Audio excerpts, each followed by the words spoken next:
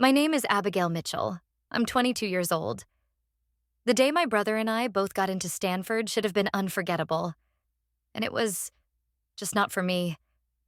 He got balloons, champagne, and a new laptop. I got a pat on the arm and silence. If you've ever reached the same finish line only to realize you were never even in their photo, stay, because I didn't fight for recognition. I built something they couldn't ignore, even if I never invited them to see it. If this kind of story resonates with you, please like, share, and subscribe. Your support helps us keep telling the stories that matter. Let's begin. The day my brother and I both got into Stanford should have been unforgettable. And it was, just not for the reasons you'd hope. I held the envelope in my hands like it might vanish. It had arrived that morning, thick and formal, with the emblem I'd dreamed of since sophomore year. The moment I saw it, I knew. I just knew.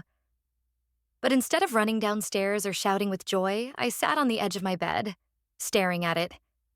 My hands were trembling, but not from excitement. From something quieter. Something colder.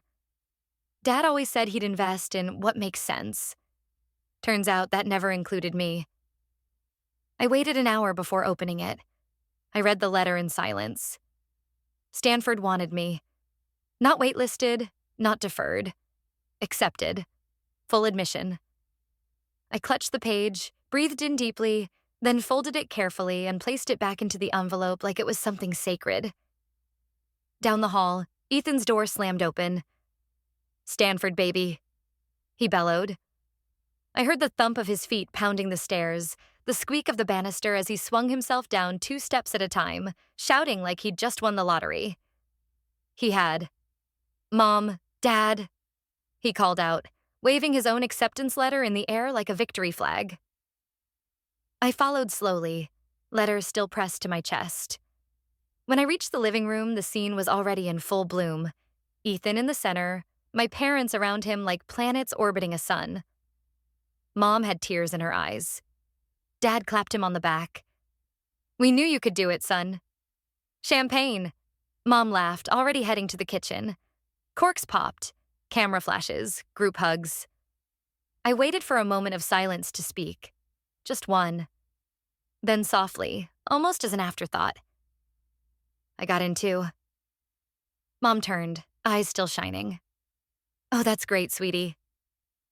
A pat on the arm, a smile that barely reached her eyes. "Did you tell your grandmother yet?" And just like that, we were back to Ethan. His GPA, his essay. How proud Coach Thompson would be. They started talking about campus visits, dorm decor, whether he should room with a teammate or find someone in the honors program. No one asked what I'd written my essay about. No one asked anything. I slipped out of the room a few minutes later. Upstairs, I sat in front of my laptop and drafted an email to the financial aid office. A few days passed. I pretended not to notice that my parents didn't bring it up again. Not mine, anyway. Then, during dinner, it came. Casual, like the weather. "So," Dad began, refilling his glass, "we've decided we're going to fully support Ethan's college expenses." I didn't say anything at first. I just chewed. "We'll cover tuition, housing, books," Mom added. "You'll have everything you need, honey." "That's amazing," Ethan grinned. "Seriously, thank you." Dad looked across the table at me. "And Abigail, we know you're resourceful. Loans, grants, you'll figure it out. You've always been good at that." I set down my fork. "Why not me?" The table fell still. Only the ticking of the wall clock filled the space. Dad's eyes didn't flinch. "You'll be fine, Abby. You've always been the self-sufficient one. Ethan, he needs our support more." I nodded once. That was it. No yelling, no crying, just silence. Controlled, practiced silence. I watched them, their faces warm and full of pride. For him. And I knew in that moment that something inside me had shifted. Not broken. No, not yet. I didn't argue. I just looked at their proud faces and quietly started building the moment they'd regret this. Ethan moved into Stanford with a fridge full of energy drinks. I moved in with 2 suitcases, a prepaid bus pass, and $25,000 I never wanted to use. Room 212 had thin walls, no air conditioning, and one window that faced a brick wall. My mattress creaked every time I exhaled. Jessica, my roommate, arrived 2 hours later in a BMW SUV packed by professionals. Her mother fussed over silk pillowcases while her father installed a custom air purifier. I stayed quiet, folding my thrift store towels with precision. Jessica glanced at me sideways while arranging a row of facial serums on her shelf. "Where are your boxes?" she asked. I smiled. "This is it." A pause. "Minimalist, huh?" "Something like that." Classes began fast and thick. I sat near the front, took color-coded notes, recorded lectures, rewrote them by hand in the evenings. I worked the late shift at Grafton Cafe 4 nights a week, scrubbing espresso machines and washing dishes until 2 a.m. On Saturdays, I shelved books in the engineering library, letting my fingers linger over spines I couldn't afford to buy. Jessica once asked why I never joined them for dinner. I told her I preferred to eat alone. Truth was, skipping meals saved money. I made a game of it, stretching a jar of peanut butter over 6 days, brewing hot water with lemon wedges to feel full. Grandma once told me, "You don't need their applause. You just need your feet." Turns out I'd need that advice sooner than I thought. I kept her journal in the top drawer of my desk, the leather soft from years of being thumbed through. Inside, she had scribbled everything from poetry to grocery lists, but on the first page, in thick navy ink, she'd written, "Write your dreams here, then go make them happen." One evening, bleary-eyed from scrubbing cafe floors, I nodded off in seminar. When I woke, Professor Rachel Bennett was standing beside me, her hand on the edge of my desk. "This your paper?" she asked. I blinked. "Yes, Professor." She held it up, her eyes scanning. "You realize this is graduate-level analysis?" I didn't know what to say. She didn't wait. "See me after class." Bennett's office smelled like whiteboard markers and jasmine tea. She moved with brisk elegance, never wasting a gesture. She asked questions like a surgeon. Clean, precise, relentless. "How many hours do you work a week?" "About 25. "You understand that lab research requires time, right?" "Yes." She studied me. "You remind me of someone I knew. Bright, underfunded, and stubborn." A beat passed. "Join my team. We're building a sensor that could detect early-stage pancreatic cancer." I hesitated. If I cut hours, I'd fall behind on rent. But something in her tone, expectant, unyielding, made me believe I'd regret saying no. That night, I pulled out Grandma's journal. The blue cover was faded now, corners bent from moving so often. I stared at the front page for a long time before flipping to the back. The last page was blank. Clean. Waiting. In the quiet hum of room 212, I wrote one name at the bottom. The Eleanor Foundation. No plans yet, just a promise. "We're so proud of Ethan's internship in New York." Mom gushed. When I mentioned my research fellowship, she nodded vaguely and asked if I'd sent Ethan a care package. I watched her face on the screen, pixelated and glossy. Her curls framed her forehead the way they always had. Perfect, untouched by worry. Behind her, the living room gleamed, holiday garlands already draped across the mantel. Ethan's baby photo still centered on the wall. My own face, dimly lit in the corner of the Zoom call, felt like background noise. "I'm working with Medinova now," I said after a pause. "Oh, that's nice. Ethan says his manager lets him bring his dog to work." I muted my mic, smiled tightly, and ended the call 5 minutes later with an excuse about lab work. That part, at least, was true. I used to hope they'd see me. Now I wondered what would happen if one day everyone else did. And they were the last to know. The cancer sensor project had gone from concept to prototype within a year. Our results weren't just promising, they were disruptive. At the National STEM Conference in DC, I presented the paper with 3 hours of sleep and half a voice. The applause after was polite. expected. Then I saw her, Dean Eleanor Parker. She stood at the back of the room, arms crossed, a quiet elegance in the way she observed. When I stepped off the stage, she stopped me in the hallway. "You're Mitchell?" I nodded. She offered her hand. "Eleanor Parker, I'd like to talk. Do you have 5 minutes?" She didn't talk much, just listened. She asked one question. "Why are you doing this work?" I told her the truth. Because early stage detection saves lives. Because I could. She tilted her head. "Keep in touch, Ms. Mitchell." I never forgot the way she said my name. Measured, intentional. Like it meant something. Back at Stanford, I missed Thanksgiving by choice. Ethan sent a text. "Parents say hi. Want to join Zoom?" I stared at the screen, fingers hovering, then typed, still in lab, "Good luck in NYC." The truth was, the lab had become my home. The hum of the centrifuge, the tang of acetone, the endless logs of patient simulations. They steadied me in a way no family call ever had. One evening, I walked into Professor Bennett's office with a folder in hand. "I want to fund a scholarship," I said. She raised an eyebrow. "For?" "Girls like me. No legacy, no backup plan. Just grit." Bennett opened the folder.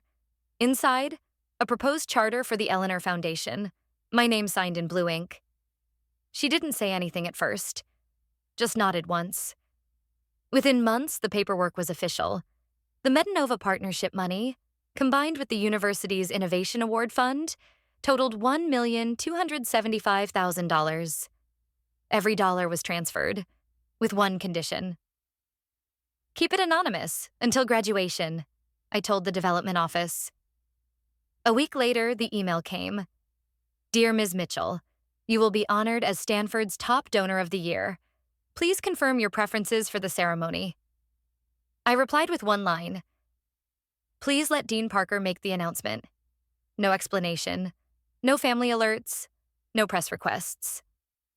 That evening, I returned to my room and carefully pulled the regalia from its packaging. Navy blue, lined with crimson. I hung it on the back of the door. Not to admire, just to remind myself, it's almost time. "Bring your brother a bouquet," Mom texted. "He's worked so hard." I blinked at the message, then zipped up my graduation gown. Outside, the California sun scorched the edges of the stadium. Red and white banners flapped overhead. The crowd buzzed with camera flashes, shrieking toddlers, and family cheers echoing off aluminum bleachers. I adjusted the tassel on my cap and glanced down at my phone. No new messages. Not even a question about whether I was attending. She hadn't asked if I was walking. Hadn't even asked if I was attending. I made my way to the staging area for applied science, clutching the index card with my name typed cleanly across the front. Abigail Mitchell, B.S. Bioengineering. Beside me, students fidgeted, laughed, took selfies. Some adjusted cords of gold and silver, markers of excellence and contribution. I had those too, but I kept mine tucked under my gown. Across the stadium, the Mitchells had arrived early. Mom in her usual coral blazer, Dad in his golf cap, Ethan in polished loafers and a crisp white shirt. He walked ahead, of course, name tag swinging from a Stanford lanyard, bouquet in hand. For him. Always for him. I watched from across the track as they took their VIP seats, just 3 rows from the stage. Mom turned to Dad and said something, laughing, pointing toward the banner that read, "Future Leaders of Tomorrow." They didn't scan the rows, didn't seem to wonder where I might be. The ceremony began. Ethan was called as one of 5 rising innovators, a last-minute honor from his internship's PR campaign, packaged neatly into a university partnership deal. He walked confidently to the stage, grinning. The crowd applauded. I watched without blinking. Mom stood to cheer. "That's my boy." I heard her voice from across the stadium like a sharp pin in fabric. She leaned over to take a picture. Dad clapped, the rhythm too steady, too proud. I stayed seated. The speeches rolled on. One by one, graduates crossed the stage. I listened to the cadence of names, The pause after each, the eruption of claps, sometimes tears. My name hadn't been called yet. Then, from the wings of the stage, Dean Eleanor Parker appeared. Her heels clicked across the wooden platform with quiet command. Her hair was pinned back in a sleek knot, her expression unreadable. She stepped to the mic and smiled, not to the crowd, but to herself, like she knew something no one else did. "Good afternoon," she began. "Before we continue with individual recognitions, we'd like to acknowledge a contribution that will impact this institution for generations." The murmurs started. People turned their heads. "This year's top donor of the year is not a corporation nor a legacy family," Dean Parker continued. "It is a single individual, a student, one who has quietly made possible 20 full scholarships for future scientists from underrepresented backgrounds." The stadium stilled. She paused, then said it. Clean, strong, deliberate. "Please join me in recognizing Ms. Abigail Mitchell." For a moment, there was silence. Not confusion, just stunned quiet. Then the air shifted. Heads turned. People craned their necks. Cameras clicked as if searching for a mistake. I stood up, slowly, turned to face my parents in the stands. And I smiled. When, Ethan stammered. Mom just stared at me like I was speaking a different language. I stood there beneath a quiet grove of trees behind the stadium, the last place anyone would expect a reckoning. The crowd had thinned. Programs fluttered in the breeze. Confetti clung to the soles of passing shoes, and families posed beside folding chairs. But here, under the dappled shadow of sycamores, time stilled. They found me there, Mom clutching her purse like it was an anchor. Dad, his jaw set, eyes calculating. Ethan trailing behind, not quite meeting my gaze. "You should have told us," Mom said first. "We had no idea. Why would you keep something like this from your family?" I glanced at her. "You never asked." Her lips parted, but no words came. She turned slightly toward Ethan as if hoping he'd jump in, reset the conversation, shift it back to normal. But Ethan was looking at me with something too murky to read. Confusion, maybe. Or envy. Or shame. "We didn't know you were struggling," Mom offered after a beat, softer now, fishing for sympathy. "I wasn't," I said. Dad finally stepped forward. "This is bigger than a scholarship fund, Abby. You made the university's top donor list. That's significant. Why would you—" "Why would I?" I cut in gently, folding my hands in front of me. "Why would I build something lasting? Something real? While you were busy measuring success in applause and birthday photos? I guess I just had different metrics." He fell silent. The wind picked up. Someone nearby laughed, unaware of the quiet dismantling taking place just feet away.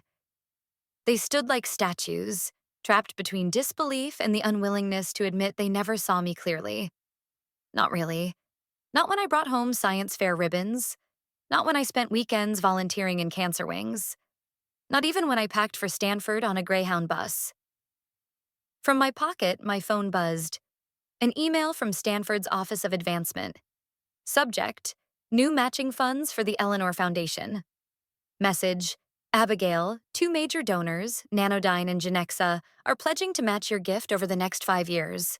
Please advise how you'd like to proceed. I tucked the phone away.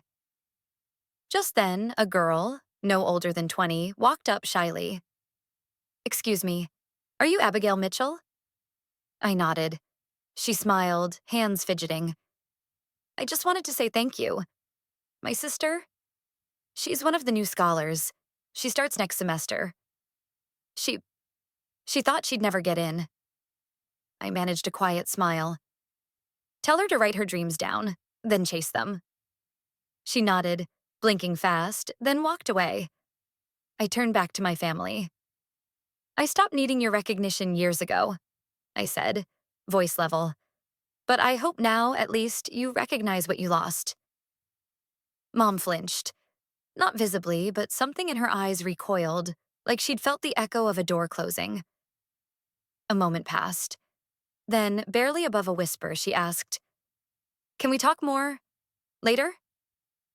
I looked at her. The woman who never asked. The father who always chose safe investments.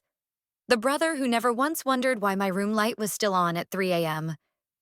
"You had years," I said, and I walked away.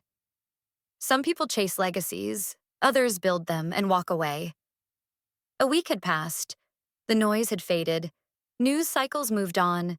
Graduation bouquets wilted in vases, and the campus quieted beneath the slow breath of summer.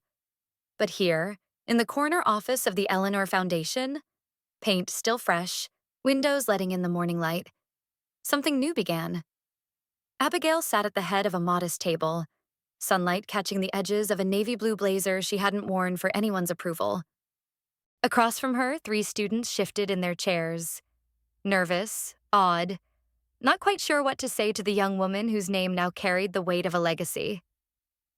"I'm not here to give a speech," she said softly. "Just wanted to meet you, hear why you applied." The first, a girl with dark braids and steady eyes, cleared her throat. "My mom passed from ovarian cancer 2 years ago. I used to sit in the hospital and read her biology textbooks. This fall, I'll be studying biomedical engineering." The second, a boy with worn sneakers and quiet hands, added, "I was homeless for 3 months during high school. We lived in a car. My scholarship letter came the same day our motel voucher ran out." The last, barely more than 16, maybe early admission, whispered, "I thought I didn't belong, but someone believed I did." Abigail nodded. She didn't interrupt, didn't give advice, just listened. Behind them on the wall hung a single photograph. 4 figures, Abigail and the 3 students, captured mid-laugh by an intern. No plaque, no press release. Just the image of people who knew what it meant to be overlooked, and what it meant to rise anyway. Later that afternoon, the media finally caught up. The article's title was succinct: "Stanford's youngest top donor, from invisible to indispensable." It ran alongside a profile photo of Abigail standing beneath the Eleanor Foundation banner. Expression calm, gaze level. No mention of her family. No request for one. She didn't expect to hear from them again. But that night, an email arrived. From Diana Mitchell. Subject: "This isn't who we raised, body. We didn't raise you to be this cold, Abigail. Family makes mistakes. You could have told us. We could have fixed it." She stared at the screen for a long while, then clicked forward, attached the article. In the message box, she typed only one line: "You didn't raise me at all." No reply followed. Abigail leaned back, reached for the blue leather journal that had followed her from dorm room to cafe shift to lab to this office. It had 1 page left. She opened it and wrote, "Legacy is not what they give you. It's what you choose to give away." Then she closed the cover. No more pages. No more waiting. Some inherit love. Others build their own. They never expected the quiet one to make the loudest impact. While they celebrated borrowed success, she built a legacy they couldn't even recognize. Until the spotlight turned. Like the final chord of a long-forgotten melody, justice may arrive late, but it resonates powerfully once it's heard. Sometimes reclaiming your worth doesn't need revenge. It only needs the courage to walk your own path. And when silence stands taller than applause, the world finally listens.